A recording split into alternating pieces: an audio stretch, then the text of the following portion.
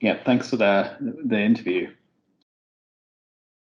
So my role is I'm the CTO for the cyber res business at Micro Focus, which focuses on an entire life cycle around cyber resiliency, from protect, detect to evolve. Strengths at Micro Focus. So I would say it's the integration of our portfolio. It's our focus on innovation. It's a convergence of AI to really orchestrate all our products together. It's alignment with business outcomes and industry, value chain. Key findings from SECOPS 2020. So we did 2020. We started it before COVID hit. But we sort of course corrected and reassessed some of the findings after the pandemic hit and reassessed what CISOs were going through. So three key messages I would say that came out from that report, and looking forward into the next few years ahead of it.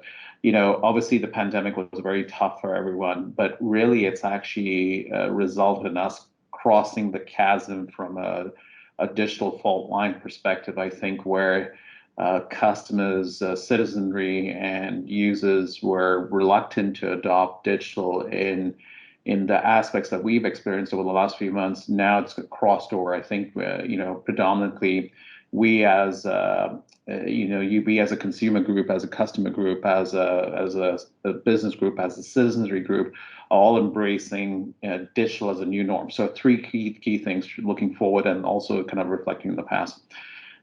Business enablement and alignment will be extremely important as we transform into this new norm around digital growth.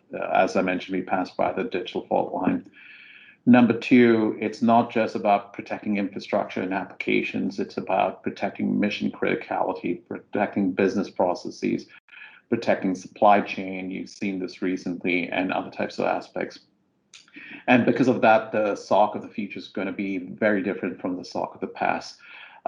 It's going to be more centered around business enablement, digital transformation, verifiable value to the business, the ability to counter innovative adversaries that are also exploiting some of those business processes using AI. The future will be very different. Smarter use of bots, centralized orchestration, more use of cognitive, and more use of digital twin. So are corporations getting more resilient from a cyber perspective in general?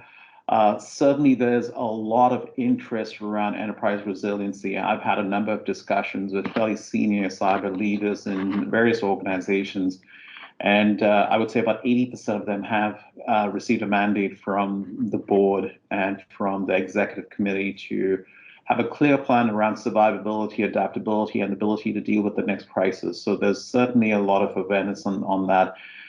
Enterprise resiliency is a predominant theme that we're seeing, and cyber resiliency is an enabler towards enterprise resiliency. Our organizations there, I think they're transforming really quickly. I think we have quite a ways to go. But certainly the message is clear. The mandate is also clear, and I think organizations move that.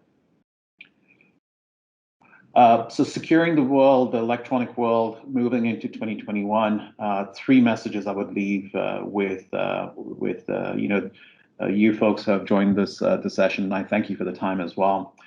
First one is, as a cyber group, we've really been infrastructure focused, inward focused. It's all been about threats and tactics. The first thing is to transform to know the business, which means intersect with the lines of business, with the divisions, understand the value chain, understand business criticality processes, understand third-party risk, supplying, process of effectiveness, etc. That's the first one. Number two is understand the value that you have within the organization that's attractive to an adversary, and that. Often that, folks refer to that as crown jewels, but I think it's much more than that. We've seen enough instances where processes were targeted. For example, accounting processes to release account payments notes to fraudulent organizations, etc. So it's people, it's processes, it's data, it's supply chain, it's information, and then it's a series of things to protect. And then finally, once you have an understanding of what's important to you and what could be important to an adversary, understand the adversary's goals, motivations, and techniques to overlay with those things. So I would say that is, sort of the predominant theme that we're going to see next year, especially when it relates to the SOC of the future and the critical role that cyber operations play in an integrated risk management framework.